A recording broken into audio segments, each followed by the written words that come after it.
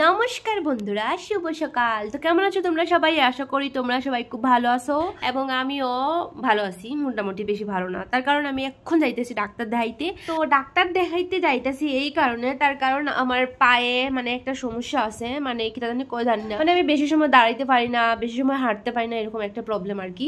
তো ওইটার লিগে আমার পাখি আমার লইয়া যাইতেছে ডাক্তারের কাছে, ডাক্তার দেখানোর লিগা। তো ফাইনালি আমরা ডাক্তার দেখানোর উদ্দেশ্যে রওনা দিলাম। আর যাইতে সময় একটা জায়গা আমার মানে কয়েকটা জায়গা আমার খুব ভালো লাগলো, তো আমি ভাবলাম আমি তো দেখতেছি, চলো তোমরা সাথেও জিনিসটা আমি শেয়ার করি। তো ছোট্ট করে একটা ভিডিও করে নিলাম। তো ফাইনালি আমরা পৌঁছে গেলাম ডাক্তারের এখানে, মানে একটা হসপিটালে। তো যাওয়ার পরে আমরা স্কুটিটা একটা জায়গায় পার্ক করলাম শোনা, তারপরে হেলমেট খুললা রাখা আমরা ভিতরে ঢুকলাম। তো গাইজ হসপিটালটা না মানে এতটাই সুন্দর, এতটাই ভালো লাগছে আমার, মানে বোঝাই যাইতেছে না যে এটা একটা হসপিটাল, ঠিক আছে? মানে এতটাই ক্লিন এন্ড ক্লিয়ার আসলো গাইজ, আমার তো খুব ভালো লাগছে। আর হসপিটালের বাইরেটাও দেখো কত সুন্দর, মানে খুব ভালো লাগছে আর কি আমার দেখা। তো যাই হোক ডাক্তার দেখানি শেষ, তার কারণ আমরা একদিন গেছিলাম আর আজকে জাস্ট খালি বোঝাশোনা করছি। তো ডাক্তার দেখানি পরে আমরা গেছিলাম একটা শপিং মলে, তার কারণে কিছু শপিং করে আসলো আমরা রান্নাঘরের আর কি। তো রান্নাঘরে শপিং করার পরে আমি আমার পাখিটা কইলাম চলো না আগে একটু উপরে যাই, গিয়ে একটু দেখি কিছু যদি কেনার থাকে, মানে কাপড় চোপড়, বুঝতে তো পারতেছ নারীরা কোথায় আটকায়, ঠিক আছে? তো ফাইনালি গেলাম আমরা লিফটে। যাওয়ার পরে একটা ঘটনা হয়েছে এখানে, আমার পাখি আমারে কইতেছে,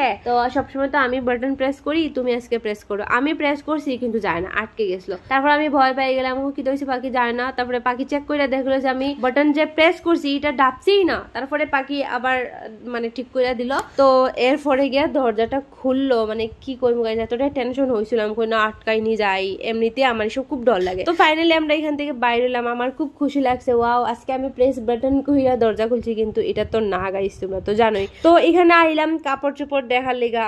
আর গাইস কি দেখো, মেয়েরা তো জানোই কাপড় চোপড় এসবে আটকাই যায়, মানে নারীরা আর কি। তো আমি তো নারী, তাই আমি এখানে আটকাই গেছি। তো আমার পাখি কইতেছে মানে কিছু নিতাই নি লইলাও, তো আমি লইছি না, তার কারণ এটা আমার মানে এতটাই বড়, আমার থেকে অনেক বড় হইব, এটা আমার মতন আরো দুইজন ঢুকবো এটা।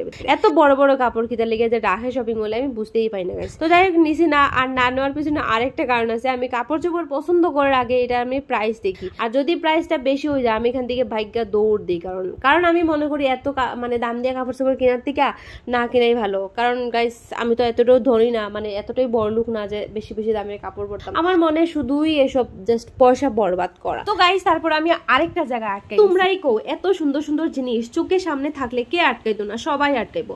আমার তো ইচ্ছা করছিল আমি সব কিনলাই, কিন্তু কি করবো বন্ধুরা, আমার কাছে তো এত টাকা নাই। তো এইদিকে আমার পাখিও একদম শপিং এন্ড কইরা দিছে, মানে শেষ শপিং করা। তো অনেক জিনিস কিনছি, তার মধ্যে একটাই কাজের জিনিস, সেটা হইলো একটা আয়রন কিনা, সেটা খুবই কাজের ছিল। তারপরে ঘরেও চলে আসলাম। আর আমি কোন